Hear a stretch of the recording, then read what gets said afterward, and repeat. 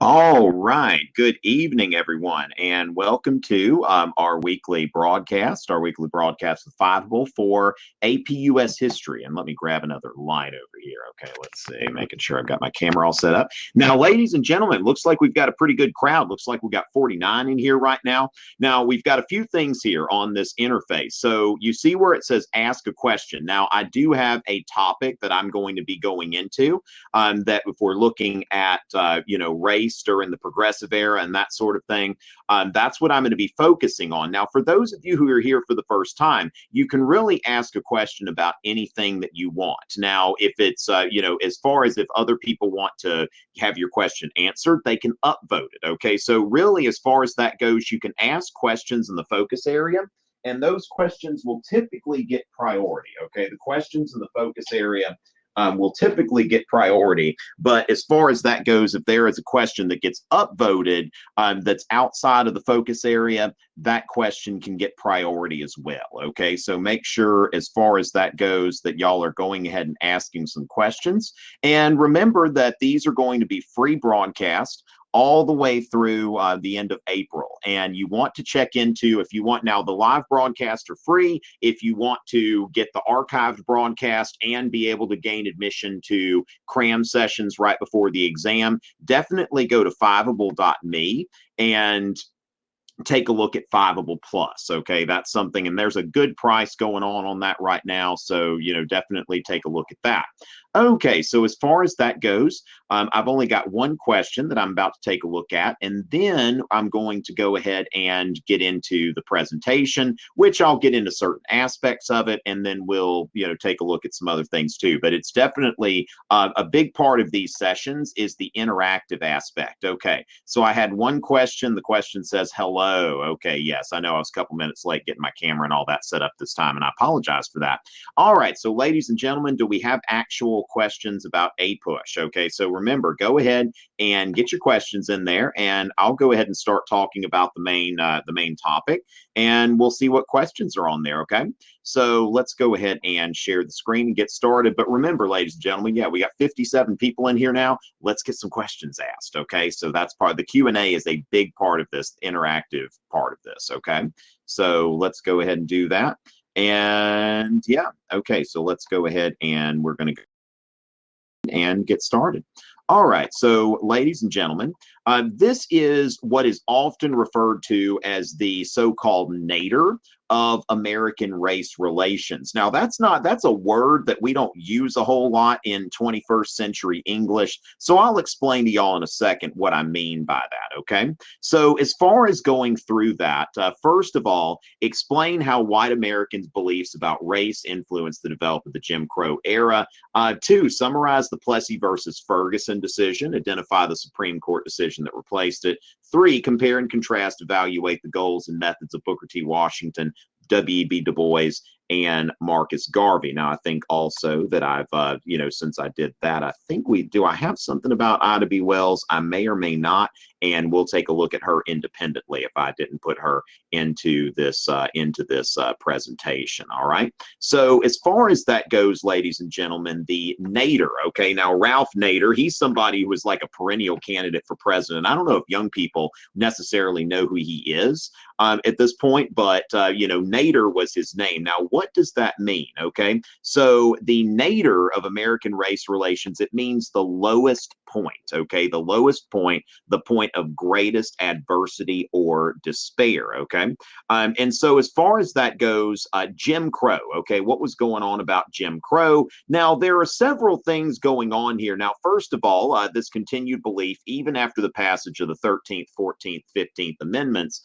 in white supremacy. Okay, as far as that goes, that there are differences between the races, and some races are superior to others. Now, at this time, now of course beforehand, I mean, in the Enlightenment, they had these beliefs, even though they'd been largely untested. But at the same time, what you're also looking at here is this is in the late 19th century. This is the time where Darwinian evolutionary theory is coming out, and so you see here where everybody, every species has a common ancestor, and everybody's evolved. And when we look at the animal kingdom, you see that there are vertebrates, and then we've got mammals here. And as far as that, we see, human beings, and we've branched off from chimpanzees, orangutans, and gorillas. And then there are people. Now, of course, at the time, scientific racism was also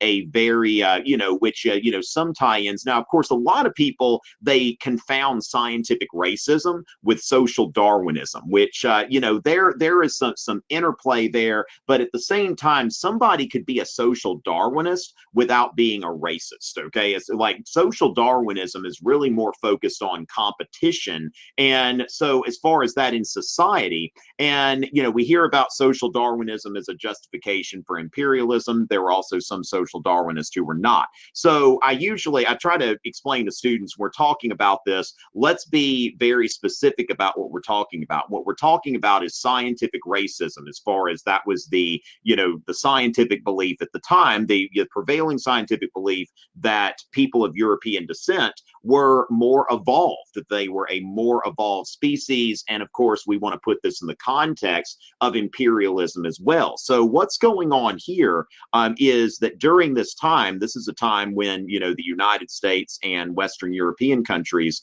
are all they are basically dominant in the world. Okay, so as far as that goes, that's just thinking about the belief in white supremacy, scientific racism. Now, Plessy v. Ferguson, we want to note here, now there are some other cases like the slaughterhouse cases, the civil rights cases.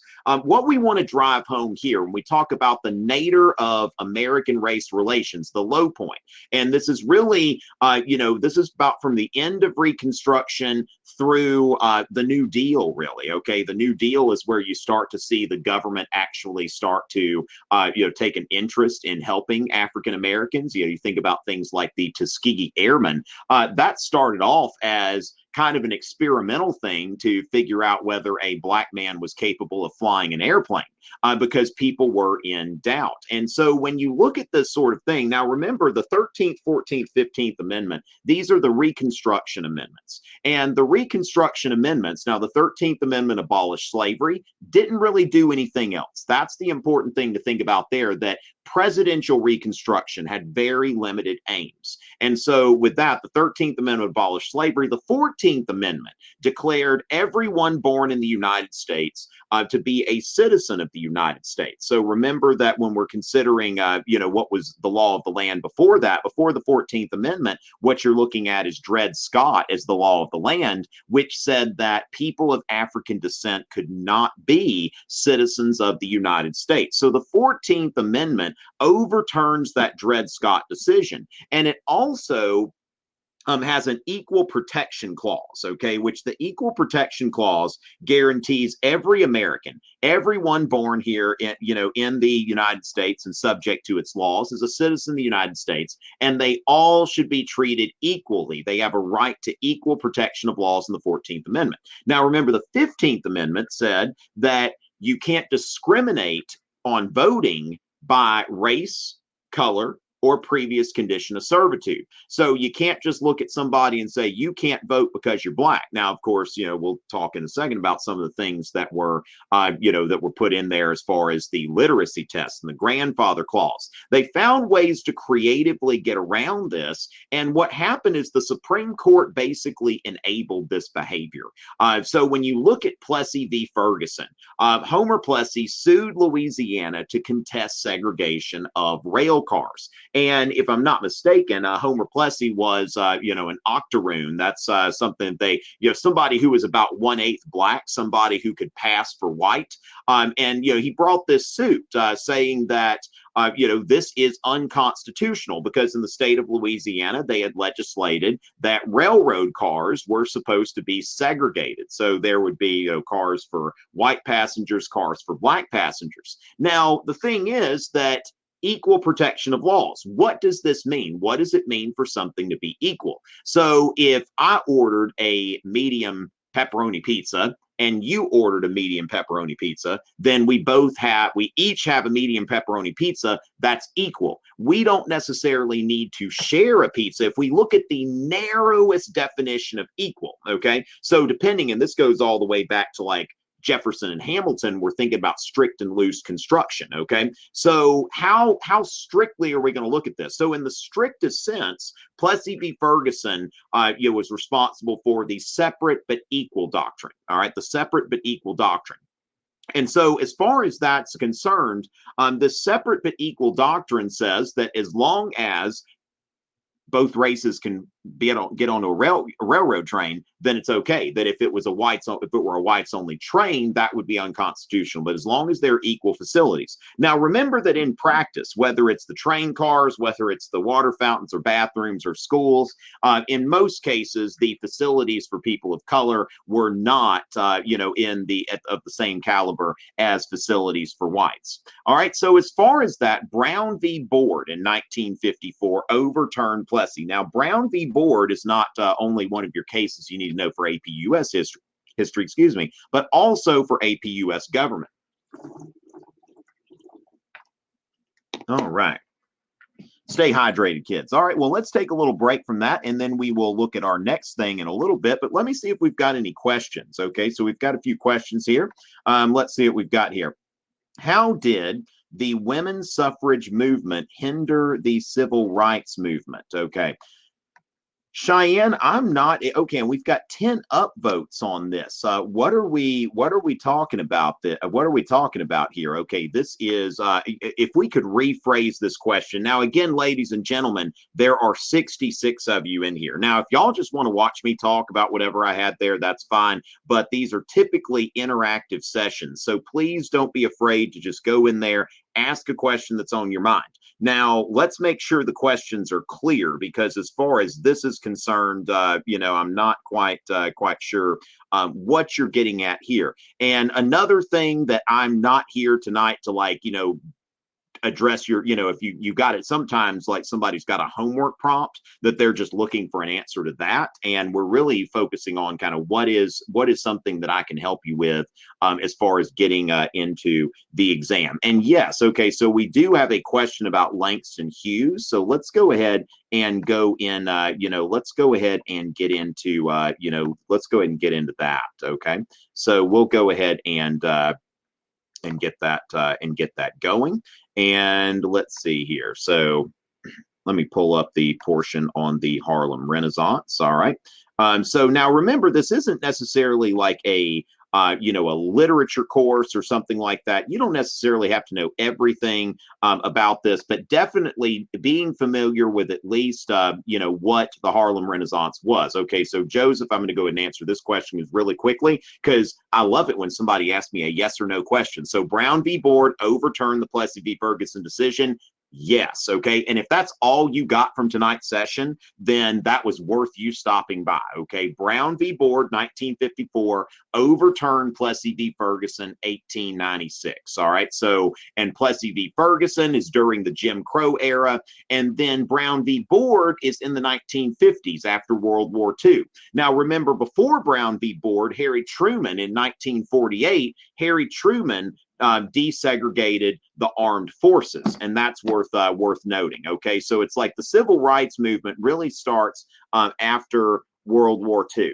Okay, so as far as that goes, thank you for asking me a question that was very, very easy to answer. Okay, so we've got that. That was a good yes or no question. All right, so as far as that goes, ladies and gentlemen, let's go ahead and take a look at, we'll go ahead and skip over to the Harlem Renaissance. Okay, so Langston Hughes. Okay, Langston Hughes. So Langston Hughes was, of course, a very well-known poet during the Harlem Renaissance, and you really just need focused on what was the Harlem Renaissance, and we want to be able to associate Langston Hughes with that for the purposes of the APUSH exam. So the Harlem Renaissance was in the 1920s, 1930s. Okay, so that's what we're looking at. There, and an African American intellectual movement, literature, poetry, art. Okay, so we're looking at a literary and artistic movement, in the decades before World War II. Now, as far as that goes, remember in the 1920s, jazz is also a big thing. This music that originated in the Black community, people like Louis Armstrong and Duke Ellington. Now, one thing I would advise really every American to read at some point is the autobiography of Malcolm X. All right. So when in the 1920s, when you get there, if you're not already there, but jazz. Okay. So, Malcolm X writes about, he was, working at he was shining shoes at a jazz club. Okay. So he was, kind of doing the whole like Horatio Alger story kind of thing. He's working. And, as far as that goes, what would happen when Duke Ellington came into town, they would have one night for whites and another night for blacks. And so it wouldn't be, one of the things is, while Black music was becoming more popular, with white people, it wasn't necessarily causing like, breaking barriers of race relations and stuff like that. But it was still, white people were intrigued by this music. Okay. But when we're talking about literature, poetry, art, that's specifically the Harlem Renaissance. And so Langston Hughes, a novelist and poet, and the most famous figure of the Harlem Renaissance. And so, several poems as far as that goes. Now, Langston Hughes, one of his most famous poems. Now, this is archaic language, so I'm just reading from it.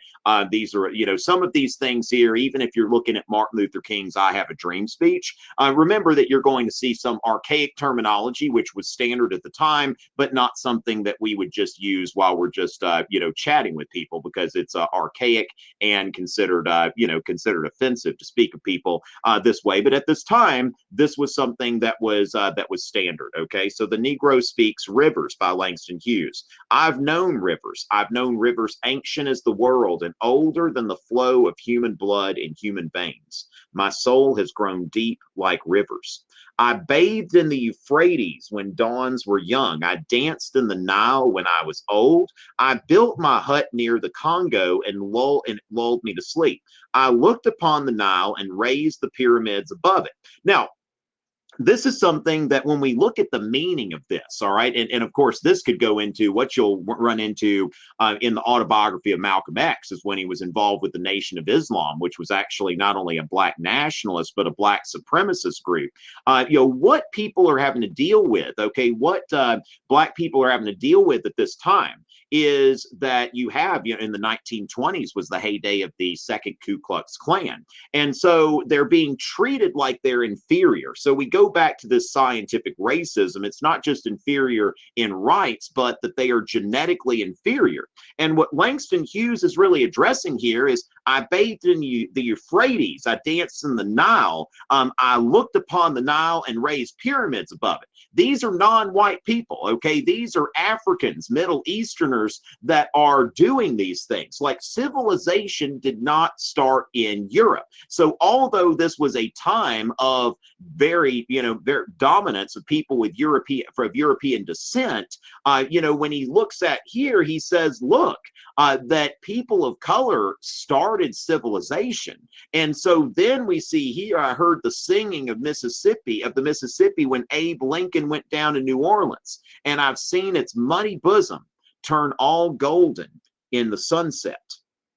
I've known rivers, ancient, dusky rivers. My soul has grown deep like the rivers. And so what you see here is not just any kind of art or music, but really kind of an outpouring of and an exploration of Black identity at a time when Langston Hughes, who was a very brilliant poet, was treated as somebody who was inferior to other people. So there's certainly that exploration and that quest for dignity at this time in a nation that was not extending dignity at all. And let's see if we have any more questions before we go on to the next topic. All right, and so I still see okay. So All right, unsuccessful. So in the progressive era, women didn't want to advocate for the civil rights movement because it had failed before. All right, let's at least, when we've got 11 upvotes, I'm gonna at least try here. Okay, I'm gonna at least try here. Okay, so the women's suffrage movement. Now, one thing that we'll note here, okay, is kind of the tension between the women's suffrage movement, the women's rights movement in general, and the civil rights movement for Black Americans. Okay, so as far as that goes, the women's suffrage movement started specifically in 1848 at the Seneca Falls Convention. So we start here in 1848. Frederick Douglass was actually at the Seneca Falls Convention. So Frederick Douglass, an escaped slave who went to the North and became very popular as an orator, as an abolitionist speaker. We've just seen I have a copy of the narrative of Frederick Douglass. That is, it was 151 years, I believe, that Frederick Douglass was born.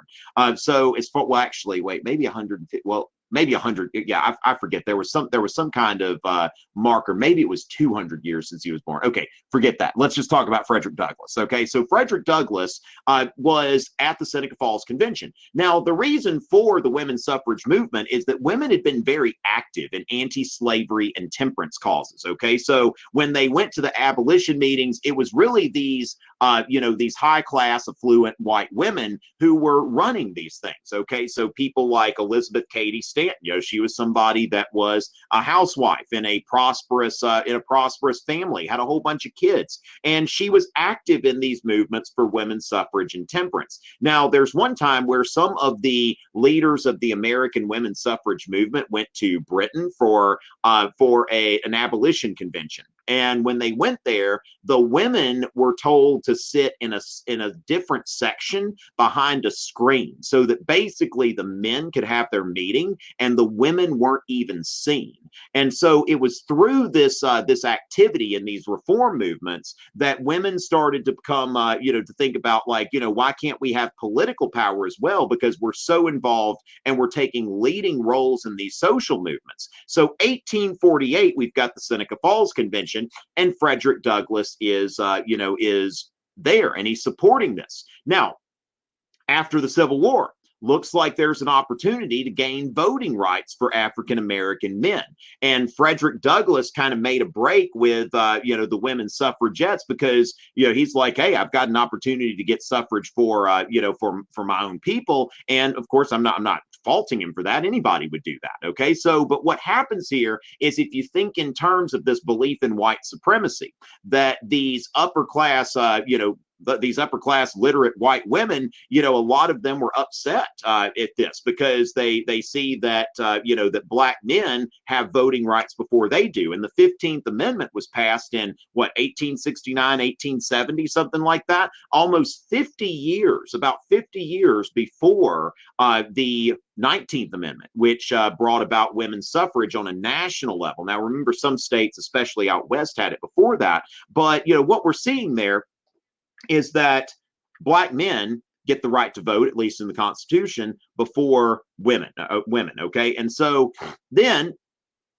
you've got, finally, after World War I, and that's really an international thing. Okay, the context of the 19th Amendment is World War I, and especially in Europe, women were helping quite a bit in munitions factories, and so we start to see a push for women's suffrage. All right, but then when the 19th Amendment passes, women could vote, but they still don't have access to the professions. Like, when we think about women, you still don't see a lot of women as doctors and lawyers and professors and people like that. You don't see them, attending most of the major universities that men are getting, into. Women mostly are going to, like, teachers' colleges, what they call normal schools and stuff like that. And so, that's really the completion of first wave feminism. But, women realize that while they can vote, they're still not being treated as equals in society. They're still not likely to get elected to office or be in the president's cabinet or anything like that. And so then, of course, after World War II, we see a similar pattern. We see the civil rights movement.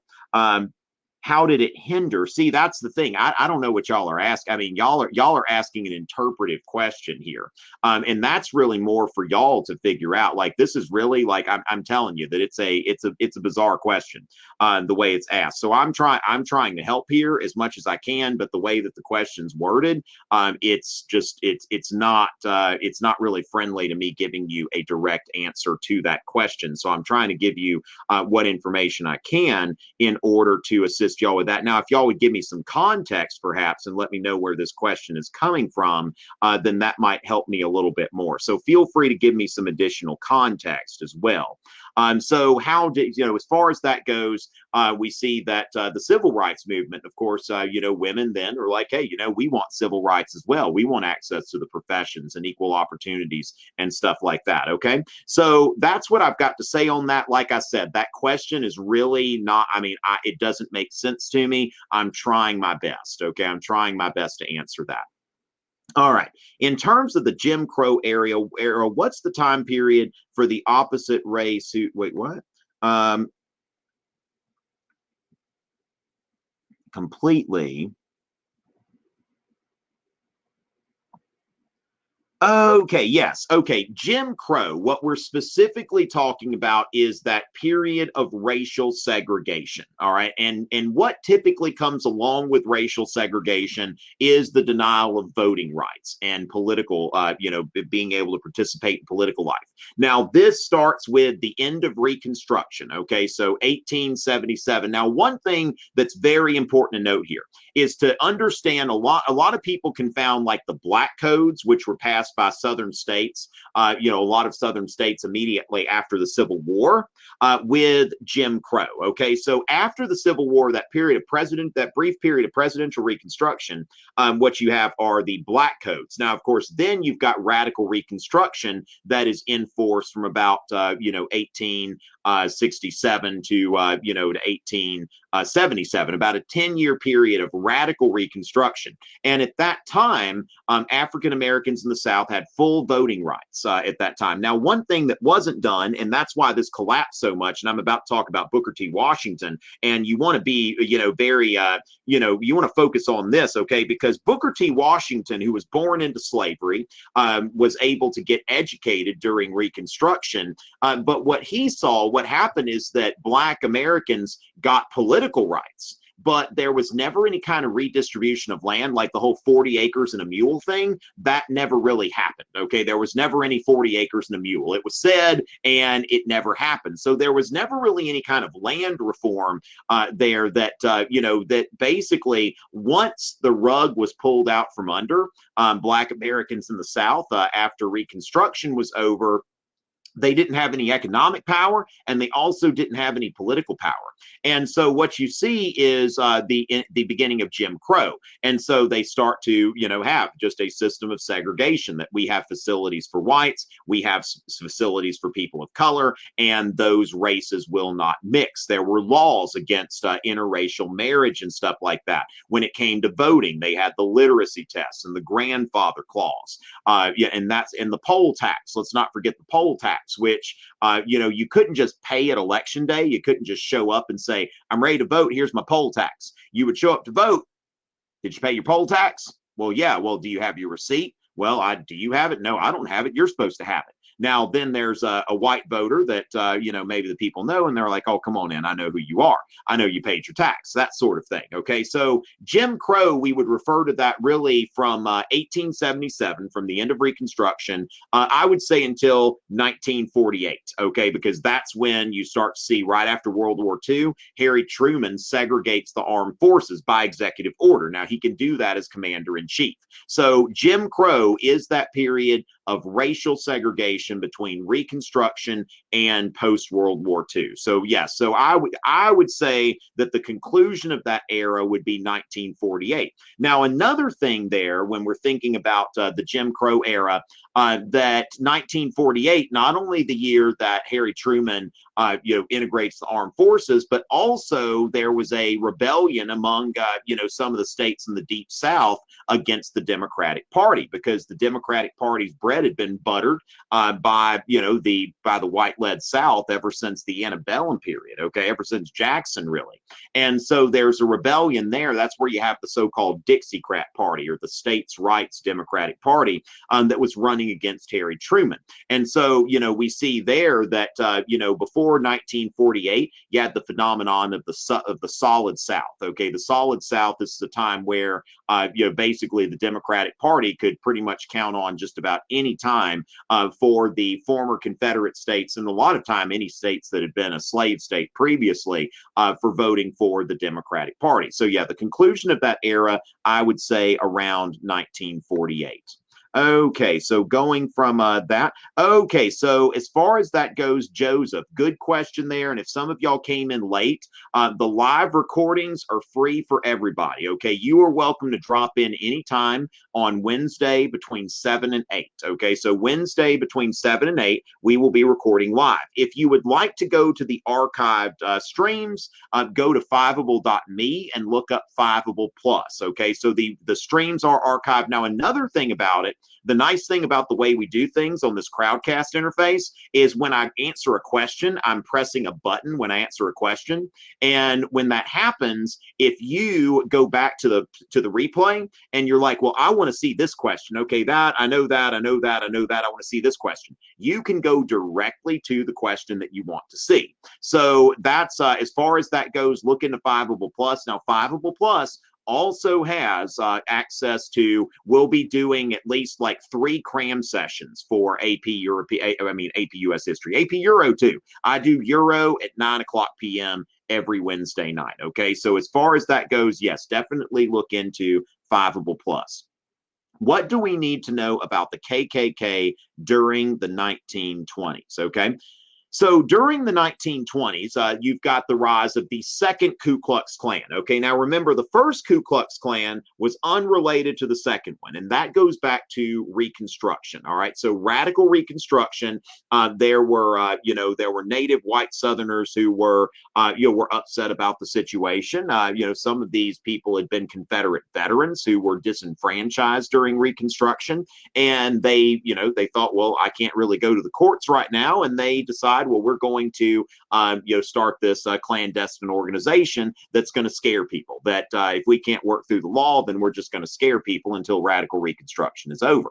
And of course, there was there were a great many acts of violence, not only in intimidation, not only against Black Americans, but also against carpetbaggers and scalawags. These people, the carpetbaggers who've been coming from the north into the South, and these scalawags, that's a word that means rascal. These are people like James, these are people like James Longstreet, who was one of Robert E. Lee's lieutenant generals, and James Longstreet afterwards became a Republican, and was somebody who was actively supporting the Republican Party. And of course, that leads to any of you that are interested in the historiography of the American Civil War, that there was a whole school of historiography that was blaming Longstreet for the loss at Gettysburg. Well, there's a reason for that, because after the war, he was aligning himself with the Republicans. So if something went bad, he was a very convenient scapegoat, which I think that, that what happened in Gettysburg, I mean, Robert E. Lee even said that was his fault, that, he ordered the charge. And so as far as that go, but people were like, oh, if Longstreet had pursued it with more vigor, that sort of thing.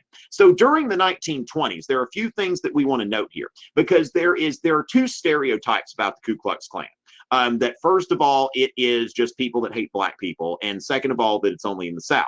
Now, the Ku Klux Klan was reformed partly because of the movie Birth of a Nation. Now, Birth of a Nation, if you're not familiar with that at all, that was a movie from 1915 during the so-called nadir of American race relations. And this was during Woodrow Wilson's presidency. Now, Woodrow Wilson, while Teddy Roosevelt had dinner with Booker T. Washington, and he appointed a Black man as customs collector in Charleston over a lot of objections. But remember, at that time, Black Americans voted for the Republican Party. That changed during the New Deal.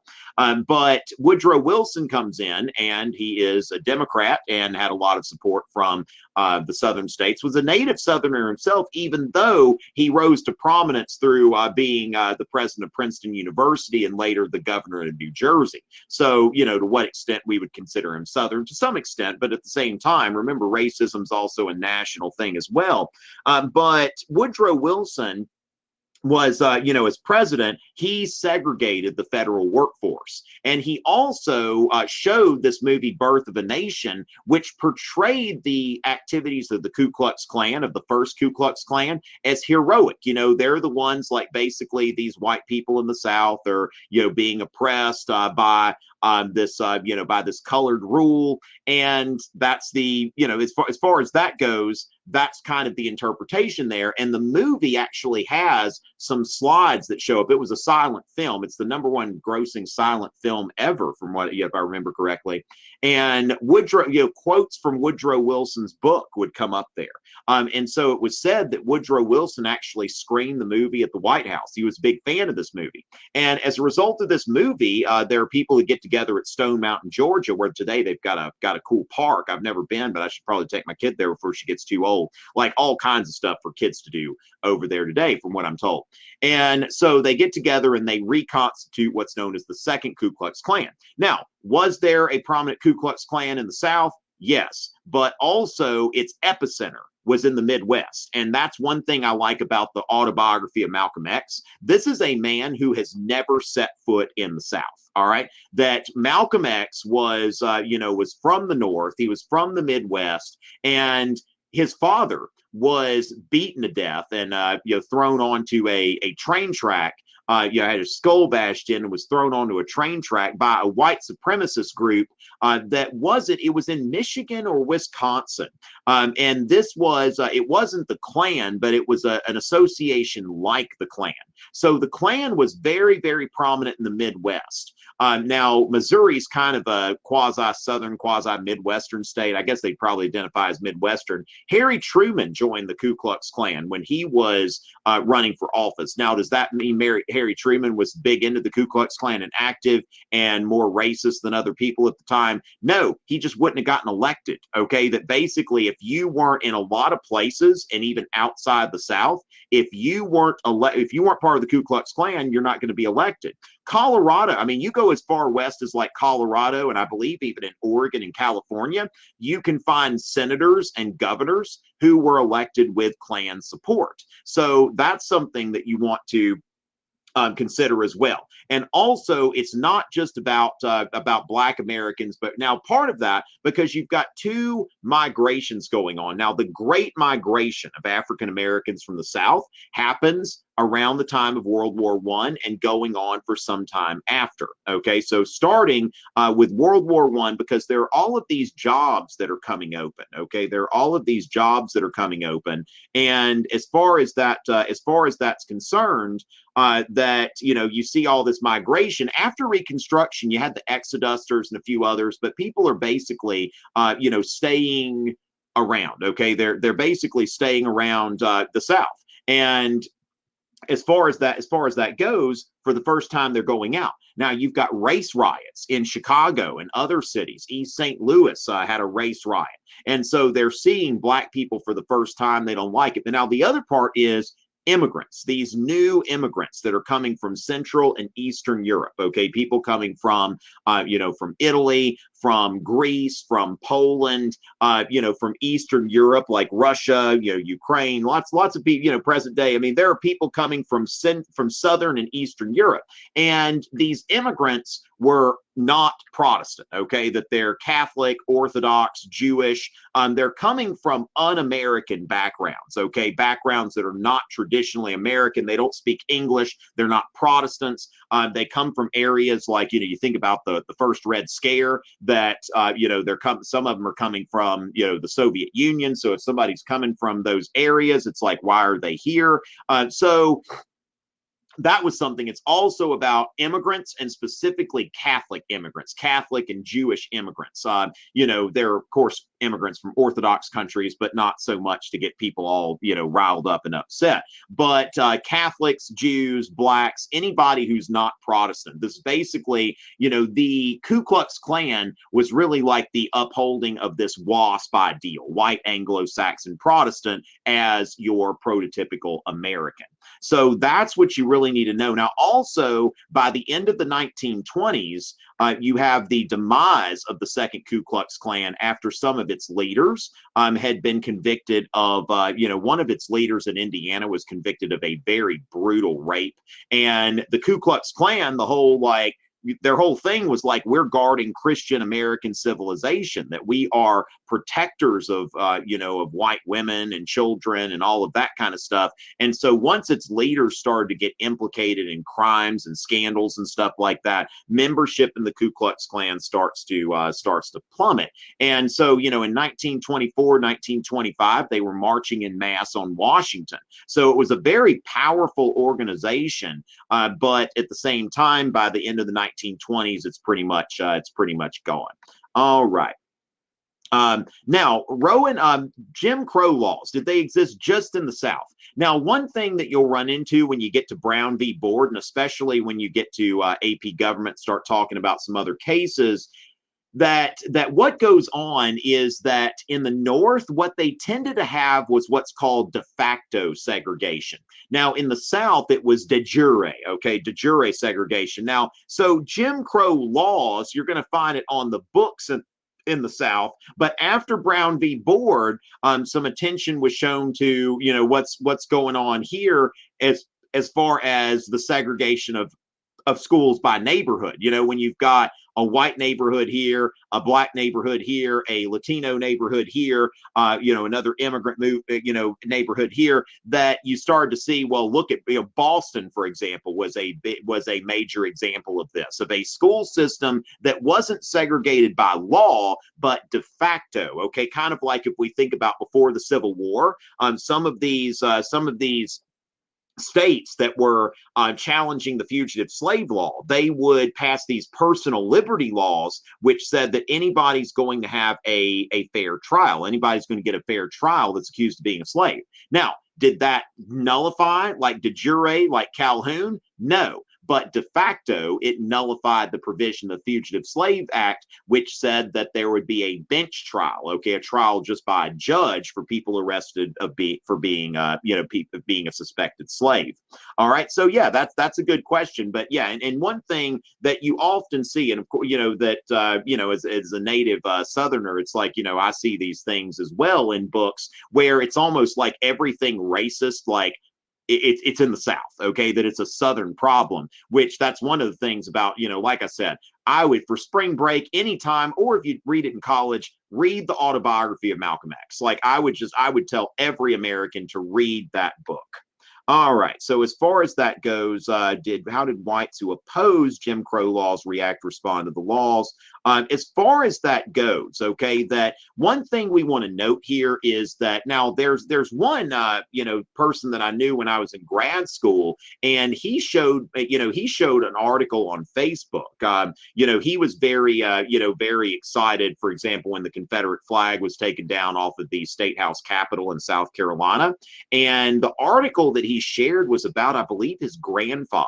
In the 1940s, his grandfather agreed to represent people regardless of race. And what happened was his, the white associates of his started to boycott his law practice, and it got to where he couldn't practice law anymore because of that. So when it came down to it, opposing the Jim Crow system wasn't really something that was advantageous for people. Now, the other thing we want to think about is FDR. So FDR versus Harry Truman.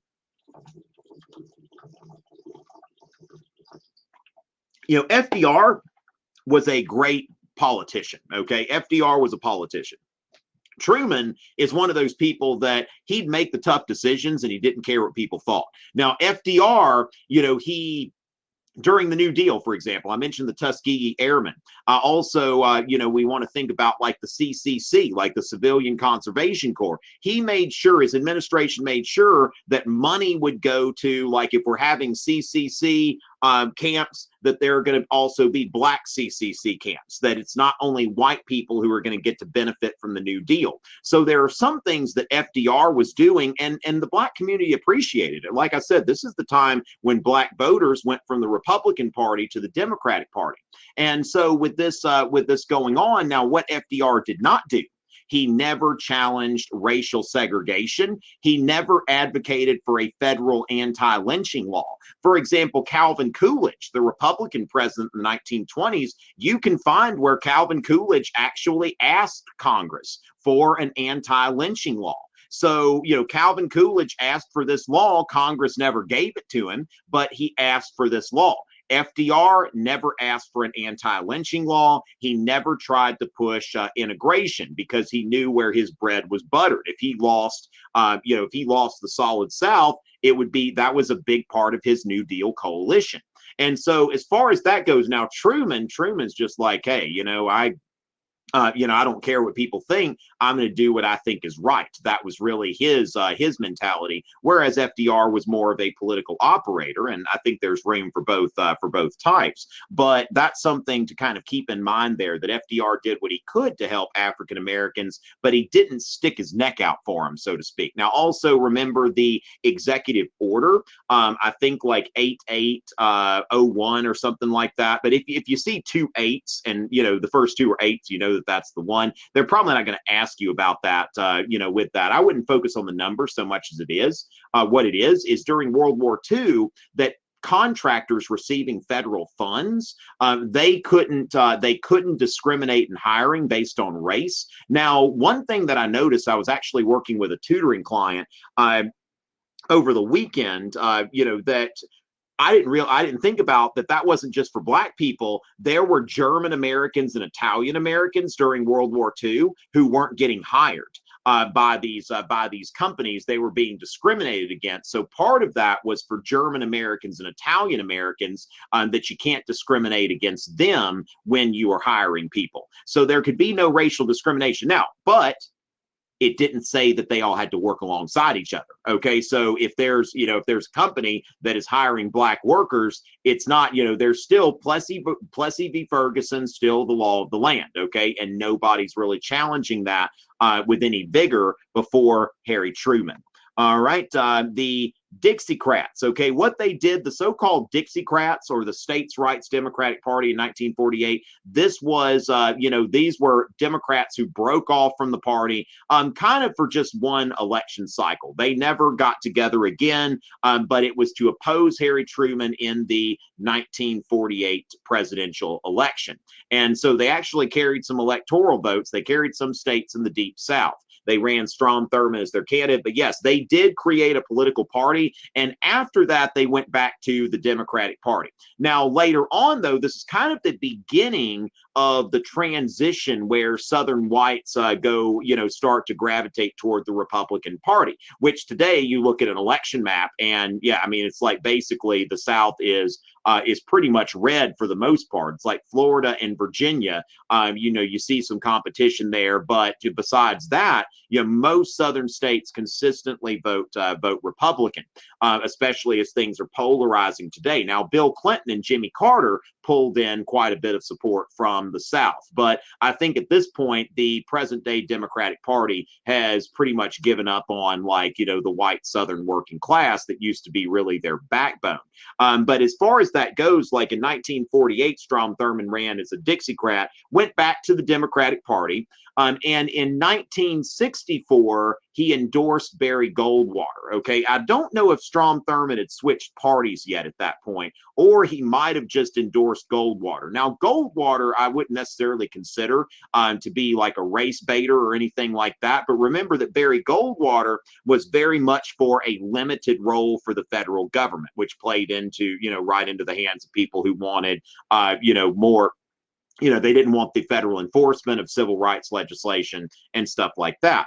So as far as that goes, yes, the Dixiecrats were a separate political party. Okay, so during this time, Democrats and Republicans, that seems switched. Okay, now Noah, we could get into this very deeply. As far as that goes, in AP government, there's a term that we call realignment. Okay, now there is this thing where you can go to YouTube and like PragerU has this video where they're like, oh, look how awful the Democratic Party is. Well, the thing is, their constituencies have shifted. So one thing we want to note is that the realignment of political parties. Now, the New Deal coalition, that was one realignment. Like if you think about it, in the before FDR was elected, Black Americans tended to vote Republican. FDR brought about a realignment, okay, where you start to see this New Deal coalition. Now, the New Deal coalition starts to fall apart after World War II because of civil rights. And, white Southerners were a big part of this New Deal coalition, but it didn't happen overnight. Now, Richard Nixon had what he called the Southern strategy, okay? So Richard Nixon and his people willfully reached out to these voters. Now, he also reached out to, just the rank and file labor union members. There were a lot of people, a lot of white working class people who traditionally voted Democratic, voted for Nixon and voted for Reagan. Now, they didn't vote for Ford versus Jimmy Carter because Jimmy Carter was somebody who appealed to regular working class people. And of course, Gerald Ford was, for better or for worse. I mean, I think there are arguments on both sides of his decision to pardon Nixon. But after that, a lot of people they didn't see Gerald Ford as somebody they can relate to, and kind of saw him as a bit corrupt for that. And so as far as that goes, that Nixon's Southern strategy, he would nominate Southern judges for federal positions, for the federal bench that he knew couldn't get confirmed, but it got him some credibility with white voters in the South. And so as far as that goes, then, and then Reagan, kind of like Goldwater. I mean, Reagan's not using any kind of racial rhetoric, but his message of reducing the size and scope of the federal government, that certainly played well with people who were not happy about federal involvement in civil rights and stuff like that. So as far as that goes, just understand that parties are constantly realigning. Let me tell you this as well. Over 65 voters, okay? When we think about senior citizens in the 1990s, they voted Democratic. They overwhelmingly supported Bill Clinton. Now, Republicans, what you see lately is Paul Ryan recently retired, retired from Congress. The Paul Ryan faction of the Republican Party about slashing entitlements and stuff like that, and Social Security reform and all of that kind of stuff. You don't hear about that so much anymore among Republicans because Republicans today have the senior citizen vote. The over 65 vote has become a Republican constituency. So keep in mind that political alliances, political parties are like a quilt and they're always moving around, okay? And it's kind of like plate tectonics. I mean, it's shifting a little bit here and there. All right, Angie Marie, what you got for me? You've got a question mark, but no question. All right. So as far as that goes, yes, let me go ahead and get into this. I think that's going on there. And all right. The thing is, Haley, this question, it's very similar to the question I answered earlier, and it really sounds more like a question for class discussion than a question for the APUSH exam. Again, I would love to have the context and know where this question is coming from. My guess is that you've been assigned like a writing prompt by your teacher or something like that. That's my best guess because this is not something that I've really encountered on an AP exam. Okay, so I'm not sure. It would help to know where these questions are coming from because it looks like somebody's just trying to get their homework done for them. All right, so that's just what it looks like to me, okay? And so as far as that goes, this is the type of question. Now, wait, sorry if this question is also not necessary. Why would this question not be necessary, Rowan? This is a great question, and in fact, something that I plan to address tonight. And if y'all don't mind, we've got a big group here. I'm going to go a little bit past 8 if that's okay. All right, I'm going to keep going. It's about 7:56 right now, but let's go ahead and talk about Booker T. Washington versus W.E.B. Du Bois. Now, Booker T. Washington, what we need to remember about Booker T. Washington is that he was, he was from Virginia. He was a slave. He remembered the Emancipation Proclamation being read as a child and getting out of there. And in his book, Up from Slavery, he says, at first people heard the Emancipation Proclamation. They're like, yes, that's great. But then the next reaction is like, well, what do I do now? Okay, because I don't have any property, I don't have job skills, I don't have education. And so for Booker T. Washington, it's like, freedom is only one step, that the real thing is to get on sound footing economically. And so then Booker T. Washington witnesses Reconstruction. Up from Slavery is another book that I would recommend people read, because you really understand why, and people ask, why is it that Booker T. Washington didn't want people to vote? It's not that he didn't want people to vote, it's that he was very pragmatic. Booker T. Washington, I think describing him as somebody that was consistent with the progressive era, that things should, as far as the progressive era, we should be getting into more pragmatic things. And so what Booker T. Washington saw is during radical Reconstruction, Black Southerners were able to vote, run for office, and then all of a sudden, bam, it's gone, okay? And they don't have anything because they didn't focus on economics. He relates a story in Up from Slavery where he was watching this construction crew that was laying bricks, and they kept shouting down, hey, governor, we need more bricks. And Booker T. Washington was wondering, why is everybody calling him governor? And somebody explained that during radical Reconstruction, that guy was the lieutenant governor of this state. And what's he doing now? He's, he's grabbing bricks for people and, helping he's running bricks for the bricklayers. That sounded a little bit like something else. But, basically, as far as that goes, that he's doing this menial task now. And so what Booker T. Washington concludes is that we need to be more practical in our approach. Now, the other thing that he's seeing, now this is from Booker T. Washington's perspective, is that he is, he's seeing that, well, what's going on here? Because if you think about money and power, okay, money and power, which would you want first? Okay, you look at our current president. I mean, certainly money as a path to power. And President Trump, if he didn't have a whole bunch of money, I don't think he ever would have become nearly as prominent as he was. And you see where he got into the political scene over the whole birth certificate controversy with President Obama, and became a hero of the Republican Party through that. And so as far as that goes, that our current president is an example of someone who had money first and then converted that to political power. Now you look at his 2016 opponent. The Clintons weren't especially wealthy when they got into the White House, and they used power to accumulate money. Okay, the Clintons are multimillionaires now as a result of their time in the White House. So there are two approaches that basically Booker T. Washington and W.E.B. Du Bois, they're both going after a better quality of life for Black Americans, or as Du Bois would say, for people of color. But Booker T. Washington is thinking in terms of, that he thought radical Reconstruction was the cart before the horse, that economic equality is more important. And so he founded the Tuskegee Institute, which provided academic and vocational training for young Black people. And so if you went to the Tuskegee Institute,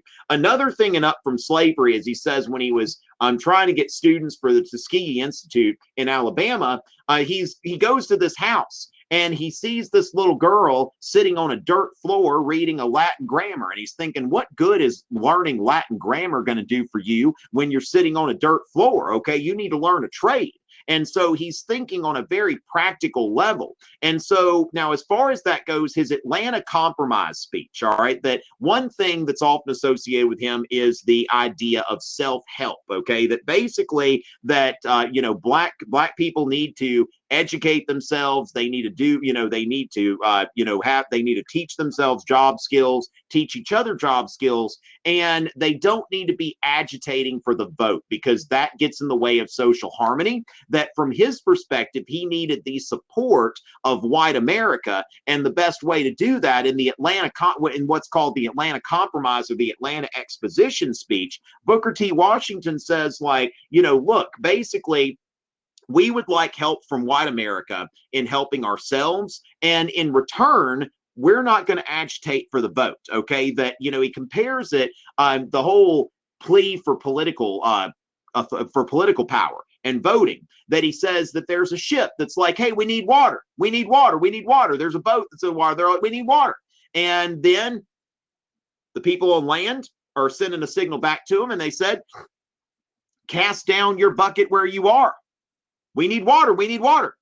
Cast down your bucket where you are. They keep sending the signal. And that goes into Booker T. Washington's strategy, that instead of asking for this and asking for that, help yourself is what he's saying. Okay, help yourself. And I think this has so many practical applications. And I think history is really at its best when it's applied to life. And when I think about it, there are some times when I'm upset because I'm relying on someone else. And I realize that, you know what, I don't have to rely on somebody else to get done what I want to get done. And I realize that there's a way for me to do this on my own. And so that's Booker T. Washington's mentality. Now, they called Booker T. Washington the Wizard. And the reason why they called him this is because they said that he could go into a rich white man's office, just about any rich white man's office, and he could walk out of there with a check. Now, you see that Andrew Carnegie, there he is sitting right next to Booker T. Washington at the Tuskegee Institute. So Andrew Carnegie, one of his philanthropy ventures was to try to help out the Tuskegee Institute. Now, W.E.B. Du Bois came from a different background. He was born in 1868 in Massachusetts to a property-owning family. Harvard educated, the first person of color to get a PhD from Harvard University. And so for him, it's like, you know, he came from a background where he was, you know, he came from a middle-class background, but he didn't have political power, okay, that he wanted to vote. He wanted to have respect and equal rights. And so he founded the NAACP, the National Association for the Advancement of Colored People. And so the NAACP, now it was a respectful kind of thing back and forth between Du Bois and Booker T. Washington. Anytime Du Bois is speaking of Booker T. Washington, who was the most famous black advocate out there, like Teddy Roosevelt, when he's like, I want to have dinner with a leader from the black community, given that they make up a significant portion of our country and they vote Republican. They found it, Booker T. Washington. That's who's going to come to the White House for dinner. So as far as that goes, Du Bois was very respectful of Booker T. Washington, but he opposed this strategy. He said that political equality should come first. Political and social equality should be, what they're looking for. And so as far as that goes, now Booker T. Washington's strategy, sure, would he like to vote? Yes. But he also said, what we need to focus on is the little green ballot. He said, we need to focus on money. And so as far as that goes, Du Bois wanted more, that. And also he wanted more black people to go to Harvard and stuff like that. Whereas Booker T. Washington's like, look, the Tuskegee Institute is here for everybody. That Du Bois would talk about the so-called talented tenth, that we need to basically raise up an elite in this community. Now, somebody Du Bois did not have a pleasant relationship with was Marcus Garvey, okay? Marcus Garvey, again, remember that, we sometimes use language here that is, not, appropriate for the 21st century, but was commonplace at the time. Marcus Garvey was a Jamaican immigrant who went to Harlem, and in the 1920s, he started the Universal Negro Improvement Association, which was the largest black mass movement in history. Now, he and W.E.B. Du Bois had a, really massive rivalry because, as far as that goes, Marcus Garvey came to the United States. One of the first things he did was he visited the grave of Booker T. Washington. Now, you can see on one hand, there's a chain between Booker T. Washington to Marcus Garvey to Malcolm X. And then you see W.E.B. Du Bois to Martin Luther King, okay, for the political advocacy. But basically, Marcus Garvey, with the UNIA, he starts to be an advocate of black nationalism, okay, that whereas W.E.B. Du Bois wants to integrate people of color into white society. Now, the thing is, notice here that anytime Marcus Garvey is talking about things, he's using the words Negro and black. He's not using colored. He said one time he went to the NAACP office, he didn't see a single black person in there. He thought that W.E.B. Du Bois was trying to raise like kind of a, a middle class of people who were like, who were light skinned. And so Garvey and Du Bois, they weren't respectful about it at all. I mean, they were very, there is a biography of Marcus Garvey that I've got. I don't think I can see it right now, but it's called Negro in a Hat, which is what W.E.B. Du Bois called Marcus Garvey, because he had this, he would walk around in a military uniform as the provisional president of Africa. Now, as far as that goes, that Garvey is showing like, look, a black person can have dignity. So we see this this period of white supremacy where people thought that black people were genetically inferior. And so he said that really what needs to happen is there needs to be a black nation in Africa. Okay, so he started the Black Star Line, okay, which, as far as this goes, the Titanic was a ship on the White Star Line. The Black Star Line was started by Marcus Garvey. Sometimes I refer to this as the African American Colonization Society, because he's got the exact same goals as the American Colonization Society, that he wants to colonize blacks from the United States and from the Caribbean back to Africa. Now, this guy's full of just all kinds of interesting stuff. There was one time he met with the leader of the Ku Klux Klan in the 1920s, and he said that we have similar goals, that you want what's best for your racial community, and I want what's best for my racial community. So you see this this black nationalist mentality. Now, then he had a corps of nurses, called them Black Cross nurses. So instead of the White Star Line, the Black Star Line. Instead of the Red Cross, the Black Cross. And basically the whole message here is that we can be proud of being black, that there's not, you shouldn't have to be self-conscious about this. This can be a matter of pride for you. Okay. And so as far as that goes, we see that, there are a lot of enterprises, business enterprises that are founded by, by Garvey. Let's see. All right. So as far as that goes, we've got, let's see. So several business enterprise failed for a variety of reasons. Now, as far as that goes, there is definitely some sabotage. When you look at J. Edgar Hoover, who was in the FBI and all of that, Garvey is a West Indian Negro, and in addition to his activities in endeavoring to establish the Black Star Line Steamship Corporation, he has also been particularly active among the radical elements in New York City and agitating the Negro movement. Unfortunately, however, he has not yet violated any federal law whereby he could be proceeded against on the grounds of being an undesirable alien. Now, note here, we're trying to get rid of him. Unfortunately, he has not yet broken the law, okay? So we're wanting to deport him. And so then he found some literature about the Black Star Line that could technically be seen as mail fraud. They basically got him for mail fraud.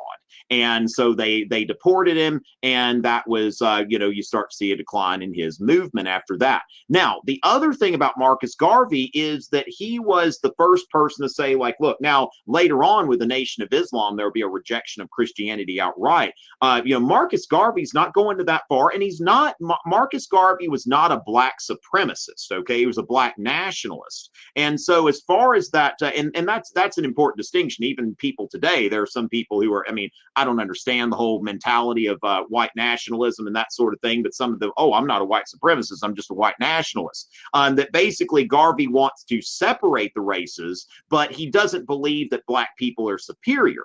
And what he said here was that Jesus, we worship this God, Jesus, and Jesus wasn't white European, but yet he's always portrayed as white European.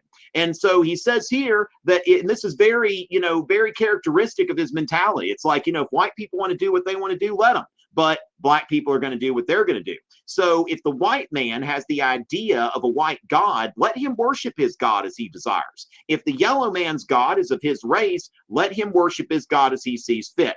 Willstar God has no color, yet it is human to see everything through one's own spectacles. And since the white people have seen their God through white spectacles, we have to see our God through our own spectacles, okay? And so, as far as that goes, ladies and gentlemen, that kind of gets through there. Now, another person that you want to make sure to know is Ida B. Wells, or Ida B. Wells Barnett sometimes. She was a muckraker who focused on the lynching epidemic that was prevalent at that time at the turn of the century. So, ladies and gentlemen, that was quite a session. We've still got quite a few people in here, and it's great to see all the attendance. Now, in the future, you can see that there are enough questions coming in. I don't really have time to answer them all. So very important to upvote questions when you see things like that. But we will be, having this session every Wednesday night at 7 p.m. Eastern. Remember, if you want to see the replays and you want to have access to the cram sessions later on, make sure to go to fiveable.me and sign up. I believe it's still $20. And when you're right there coming on the exam, it's going to be more. Like, the price is going to go up because people are going to be willing to pay a lot more than that to get into those cram sessions. So right now, if you buy Fiveable Plus, you not only get all the replays, and of course the replays are indexed by the questions, but you also will get access to the cram sessions. So, ladies and gentlemen, thank y'all so much. Thanks for the heart, L, and thank you everybody who is who is here. And yeah, I mean, we've got a lot of people still here. Wow, some of y'all even some of y'all are up late. So with that, ladies and gentlemen, I want y'all to keep that in mind, that I'll be here every week at this time. And thank y'all so much for coming. And it is always a pleasure.